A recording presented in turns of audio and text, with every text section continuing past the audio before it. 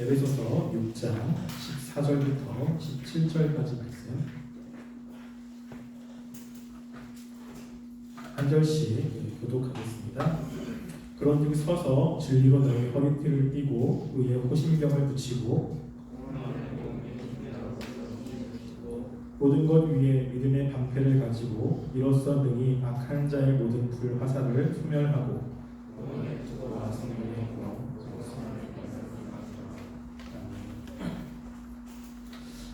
우리가 하나님의 말씀대로 살려고 하면 이 영적인 싸움에서 승리해야 된다고 이야기를 했습니다.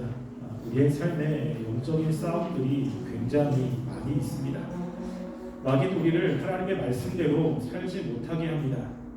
그래서 끊임없이 우리를 속이고 또 우리를 힘들게 해서 하나님의 말씀대로 살아갈 수 없게 우리를 흔들어 버립니다. 우리가 여기서 하나 생각할 것은 마귀가 우리를 공격할 때 어디를 공격하느냐라고 하는 것입니다. 마귀가 우리를 하나님 말씀대로 살지 못하게 한다고 했을 때 마귀의 주 타겟이 어디인가라고 하는 것이죠. 마귀가 하나님의 말씀을 듣는 예배 자리에 나오지 못하게 하는 그것도 물론 맞습니다. 근데 예배 자리에 나오지만 마귀가 정말로 공격하는 곳은 어디냐면 하나님이 우리를 통해서 원하시는 곳을 공격을 합니다. 그것이 바로 마음이라고 하는 것입니다. 하나님이 우리를 보실 때 사람은 사람의 외모를 봅니다. 그렇지만 하나님이 보시는 곳은 중심이라고 하는 것입니다. 우리가 있어야 될 그곳에서 하나님이 원하시는 마음을 가지고 하나님을 사랑하는 마음으로 하나님을 의지하며 그 자리에서 주님이 원하시는 방향으로 우리의 마음을 가지고 살아가야 되는 것이죠. 이게 하나님이 원하시는 것입니다. 예배드릴 때는 예배드린 그 장소에서 하나님이 원하시는 방향으로, 주변에 있는 사람들과 속에서는 하나님이 원하시는 그 방향으로 마음을 쏟으며 사람들을 사랑하고, 그리고 하나님이 원하시는 마음을 가지고 그들을 품어주는 것들을 하나님이 원하시는 것입니다. 근데 마귀는 그 마음을 공격해서 마음이 하나님께로 향하지 못하게 만든다는 것입니다. 그래서 마음을 무너지게 만들고, 마음에 좌절 있게 만들고, 마음을 힘들게 만들고, 마땅히 내가 가져야 되는 그 마음을 갖지 못하고 그 마음을 놔버리게 한다면 이것은 마귀에게 진 것입니다. 우리가 말씀대로 산다고 이야기할 때는 아무리 힘들고 어려운 상황이 있을지라도 하나님을 향한 마음을 놓지 않는 것입니다. 우리가 놓는 그 순간 우리는 영적인 싸움에서 패배하는 것이죠. 하나님이 우리를 다시 하나님의 자리로 이끄실 때 하나님이 우리에게 어떻게 하시는지를 한번 생각해 보시기 바랍니다. 마음이 힘들고 지쳐 아무것도 하지 못합니다. 예배 시간에 앉아 하나님의 말씀을 들으려고 하는 마음도 없이 그냥 앉아 있습니다. 그런데 예배를 마치고 나서 하나님의 은혜를 받았을 때는 우리의 마음이 다시 한번 하나님께로 향해지는 모습을 발견할 것입니다.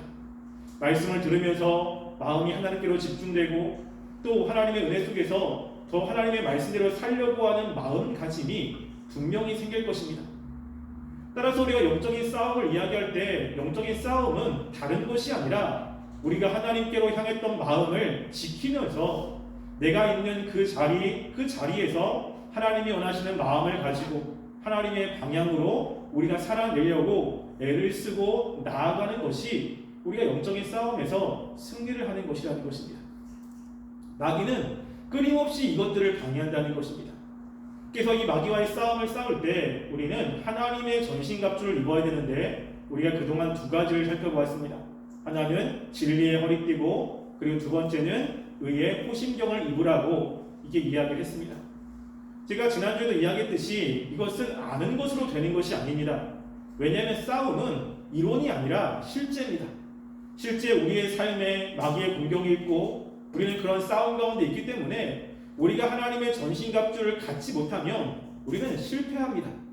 그리고 늘 마귀에게 져가지고 하나님이 원하시는 삶을 살 수가 없습니다. 어떤 분들은 그래요. 누구 때문에 그렇습니다. 상황 때문에 그렇습니다. 이런 상황에서 어쩔 수 없습니다. 라고 이야기합니다. 근데 지금 우리가 살펴보고 있는 이것은 싸움입니다. 전투라고 하는 거죠. 그냥 놀이나 어떤 플레이가 아니라 마귀는 마음을 다하여 그리고 우리를 무너뜨리려고 수단과 방법을 가리지 않습니다. 수단과 방법을 가리지 않는 싸움에서 이거는 페어플레이를 해야지, 이것은 논리적인 말이 안 돼, 이것은 뭔가 이상해 라고 하는 것은 아무런 의미가 없습니다. 지면 끝나는 것입니다. 우리가 어떤 싸움을 싸울 때 이거는 정말 말이 돼? 이거는 정말 어떻게 이럴 수 있어? 억울한 일도 굉장히 많습니다. 그런데 우리가 억울한 것이 내가 영적인 싸움에서 진 것에 대해서 무엇인가 변명을 할 수 있는 것은 아닙니다. 이 싸움은 무조건 이겨야 되는 것입니다. 억울하더라도, 때로는 말이 안 되는 것이라도, 무엇인가 이상한 것이라도 이 싸움은 반드시 이겨야 되는 것입니다. 그래야 하나님 말씀대로 살아갈 수 있는 것이죠. 그래서 우리가 오늘 함께 살펴볼 것은 무엇이냐면 15절 말씀에 평안의 복음이 준비한 것으로 신을 신고 라고 하는 말씀을 같이 살펴보려고 합니다. 신은 발을 보호하는 것입니다. 전투할 때 발은 굉장히 중요합니다. 만약에 손가락을 하나 다쳤다 그러면 반대 손으로 싸우면 됩니다. 팔을 하나 잃었다 그러면 반대 팔로 싸워도 됩니다. 근데 발이 이렇게 다쳤다면 가장 큰 문제는 뭐냐면 기동성의 문제가 있습니다. 전투할 때 빨리빨리 움직여야 되고 내가 가야 될 곳에 빨리빨리 가야 되는데 기동성의 문제가 생기면 전투는 굉장히 힘들어진다는 것입니다. 그래서 이 발에 상처가 나지 않기 위해서 이 신발을 신습니다. 왜냐하면 기동력을 빨리빨리 하기 위해서 그렇습니다. 전투하는 곳은 평평한 곳이 아닙니다.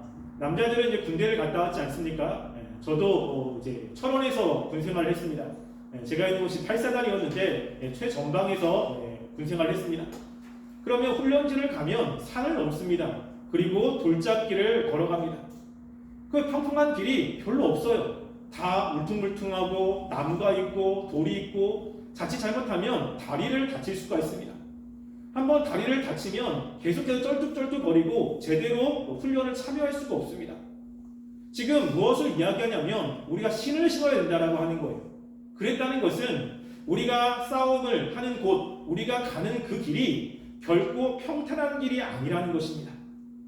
우리가 가는 그 길이 우리가 가기에 순조로운 길이 아니고 우리에게 상처를 내고 우리를 힘들게 만들고 우리를 좌절하게 만드는 길이라는 것을 먼저 전제하고 있다는 것입니다. 그렇기 때문에 신을 신으라고 이야기를 하는 것이죠. 예수님의 말씀도 그렇습니다. 예수님께서 마태복음 7장 13절부터 14절 말씀에 보면 다 알고 있는 말씀이니까 제가 읽어드리겠습니다. 이런 말씀이 있습니다. 좁은 문으로 들어가라. 멸망으로 인도하는 문은 크고 그 길이 넓어 그리로 들어가는 자는 많고 생명으로 인도하는 문은 좁고 길이 협적하여 찾는 자가 적음이라 라고 이야기합니다. 우리가 예수님을 따라가는 그 삶, 예수님을 따라가는 길은 넓은 길이 아닙니다. 좁고 협착한 길이에요. 그 길은 힘든 길이라는 것이죠. 내가 주님을 믿는데 신앙생활하기 좀 편한 때 그때가 있었으면 좋겠다. 좀 무엇인가 편안하게 신앙생활하면 참 좋겠다라고 혹시 생각하시는 분 계십니까? 근데 그런 길은 없습니다. 특별히 우리가 주님의 일을 감당할 때 하나님이 원하시는 삶을 살 때 절대 그 길은 편안한 길이 아니라는 것입니다. 예수님이 분명히 이야기해요. 이것은 협착한 길입니다. 좁은 길이에요. 힘든 길이라는 것이죠. 이것을 바울은 다른 말씀으로 표현합니다. 우리 빌립보서 1장 29절 말씀 한번 볼까요? 빌립보서 1장 29절 말씀입니다. 빌립보서 1장 29절 말씀 함께 읽어보겠습니다. 시작. 그리스도를 위하여 너희에게 은혜를 주신 것은 다만 믿을 뿐 아니라 또한 그를 위하여 고난도 받게 하려 하심이라. 아멘. 이 말씀은 27절에 보면 오직 너희는 그리스도의 복음에 합당하게 생활해라 라고 이야기합니다. 우리가 예수님을 믿는 그 믿음에 합당한 그 생활이 어떤 것이냐면 29절에 보면 그리스도를 위하여 너희에게 은혜를 주신 것은 다만 그를 믿을 뿐 아니라 무엇도 같이 있습니까? 고난도 함께 있다는 거예요. 고난을 피하라고 이야기하는 것이 아니라 고난은 있을 수밖에 없다는 것입니다. 그러니까 고난을 받게 하려 하는 거예요. 이거는 우리의 숙명, 있을 수밖에 없는 일이라는 것입니다. 여기서만 이야기한 것이 아니라 데살로니가후서 1장 5절에도 사도 바울은 또 동일한 말씀을 합니다. 데살로니가후서 1장 5절도 한번 볼까요? 데살로니가후서 1장 5절 말씀 함께 읽어보겠습니다. 시작. 이는 하나님의 공의로운 심판의 표요 너희로 하여금 하나님의 나라에 합당한 자로 여김을 받게 하려 함이니 그 나라를 위하여 너희가 또한 고난을 받느니라. 여기도 똑같은 이야기를 하고 있습니다. 뭐라고요? 고난을 받는다는 거예요. 우리가 하나님의 나라에 합당한 자로 여김을 받으려 함인데 그러기 위해서 뭐가 있습니까? 고난이 있다는 거예요. 하나님이 왜 우리에게 고난을 주십니까? 라고 생각할 수 있습니다. 그런데 이 고난은 누가 주는 거죠? 마귀가 주는 겁니다. 마귀는 하나님이 원하시는 일들을 싫어합니다. 그래서 하나님 말씀대로 살아가는 사람들을 막아서 그 일을 못하게 하는 겁니다. 끊임없이 친구 또 친한 사람들 또는 내 주변의 상황들을 통해서 우리를 굉장히 힘들게 만들고 어렵게 만드는 일들이 우리 가운데 굉장히 많이 있습니다. 구약에 하나님께 쓰임받았던 사람들이 많이 있죠. 그 중에 요셉도 있고 그리고 다윗도 있고 여호수아도 있고 모세도 있습니다. 우리가 그런 사람들 정말로 하나님께 쓰임받은 사람이야 내가 그런 사람들을 좀 닮고 싶어 나도 그런 사람처럼 되고 싶어 라고 하는 마음이 혹시나 있습니까? 그러면 그들의 삶을 한번 잘 보시기 바랍니다. 요셉도 마찬가지로 평안한 삶이 그렇게 많지는 않습니다. 굉장히 어려운 삶이 있었던 거예요. 이스라엘 백성이 지금도 꿈꾸고 있는 그 다윗의 왕국의 회복, 다윗의 삶을 한번 보십시오. 다윗은 굉장한 어려움이 있습니다. 사울에게서 쫓겨 생활하는 삶뿐만이 아니라 자신의 아들들이 서로 죽이는 일도 있었고요. 그리고 아들 때문에 도망가는 일도 있습니다. 삶이 굉장히 어렵습니다. 다윗의 삶은 절대 평안하지 않습니다. 우리가 알고 있는 다니엘은요 어떻습니까? 다니엘도 사자굴에 들어간 일이 있습니다. 다니엘의 그런 평안한 것만이 아니라 분명히 어려움이 있다는 거예요. 근데 그 어려움을 모두가 다 믿음으로 극복해냈기 때문에 하나님이 그들을 위대하게 사용하고 그들을 통해서 하나님의 나라가 이루어졌다는 것을 우리는 생각하셔야 돼요. 그래서 내가 하나님 말씀대로 살고자 한다. 그러면 내가 말씀대로 살려고 하니까 하나님이 나의 삶을 평안하게 해주시겠지. 나에게 어려움이 없겠지. 조금 무엇인가 다른 사람은 힘들어도 나는 그렇지 않겠지라고 생각하십니까? 반대입니다. 말씀대로 살아가면 더 어렵습니다. 내가 말씀대로 살려고 애를 쓰면 더 어려운 일이 있고요. 더 힘든 일이 있습니다. 그래서 왜 열심히 신앙생활 하려고 하는데 이렇게 어렵습니까? 라고 고백하는 사람들이 굉장히 많습니다. 어떤 분은 신앙생활이 쉽다고 이야기하는데 저는 동의가 안 되는 거예요. 왜 저도 어렵거든요. 말씀대로 살려고 애를 쓰면 힘든 일이 정말로 많습니다. 내가 감당할 수 있는 것보다 감당할 수 없는 일들도 굉장히 많고 도저히 내 힘으로 감당할 수 없어서 고민하고 기도하는 일도 되게 많고 그것 때문에 마음 졸이는 일들도 굉장히 많습니다. 우리가 주님의 일을 할 때 이 어려움이 있다는 거예요. 그 어려움 때문에 하나님을 향한 마음을 놓거나 하나님이 원하시는 그 길을 내가 포기한다라고 한다면 우리는 주님의 일을 감당할 수 없습니다. 그것은 영적으로 우리가 지고 있다는 것입니다. 따라서 우리가 그런 것에서 승리하기를 원한다면 우리는 무엇을 신어야 되냐면 신발을 신어야 되는 거예요. 그래서 신발을 신어야 그런 어려운 상황 속에서도 그 어려움을 걸어갈 수 있고 그 어려움 때문에 내가 무너지지 않을 수 있다는 것입니다. 그러면 여기서 얘기하는 신발이 과연 어떤 것이냐라고 하는 겁니다. 자, 사도 바울이 신을 수식하는 것이 있습니다. 그것이 무엇이냐면 에베소 6장 15절에 보시면요. 평안의 복음이 준비한 것으로 신을 신고라고 이야기합니다. 무엇이죠? 준비하는 것이 있어야 되는 거예요. 어려움이 있기 전에 무엇인가 우리가 준비해야 됩니다. 근데 그 준비가 뭐냐면 복음이요, 복음. 복음으로 준비하는 겁니다. 나는 복음을 알고 있는데요. 예수님을 믿고 있는데요. 라고 이야기하는데 또 그 복음을 또 설명하고 있어요. 복음인데 무슨 복음입니까? 평안의 복음이에요. 그래서 지금 우리가 복음을 가지고 있다면 그래서 그걸로 내가 준비를 하고 있다면 준비하는 사람들에게 있어야 되는 것 중에 하나가 뭐냐면 평안이라고 하는 것입니다. 이 평안은 어떤 평안입니까? 이 복음은 죄와 관련되어 있죠. 죄는 하나님과의 관계를 깨트립니다. 그래서 이것은 뭐냐면 하나님과 평화의 관계를 맺고 있는 것을 이야기하고 있습니다. 에베소 2장 12절부터 17절 말씀, 같은 에베소 말씀을 한번 볼까요?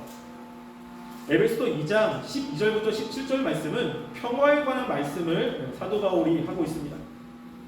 에베소서 2장 12절부터 19절 말씀 한 절씩 12절부터 17절까지입니다. 한 절씩 우리 구독해서 읽어보겠습니다.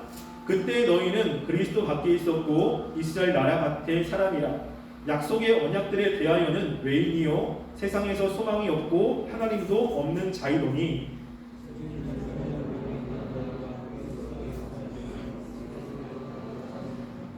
그는 우리의 화평이신지라 둘로 하나를 만드사 원수된 것 곧 중간에 막힌 담을 자기 육체로 하시고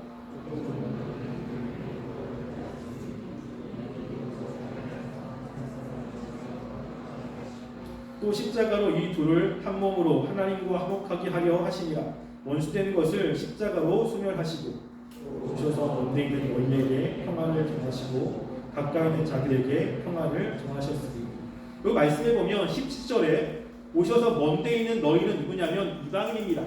이방인들에게 예수님이 평안을 전하시고 가까운 데 있는 사람은 뭐냐면 유대인들입니다. 유대인들에게 평안을 전하셨어요.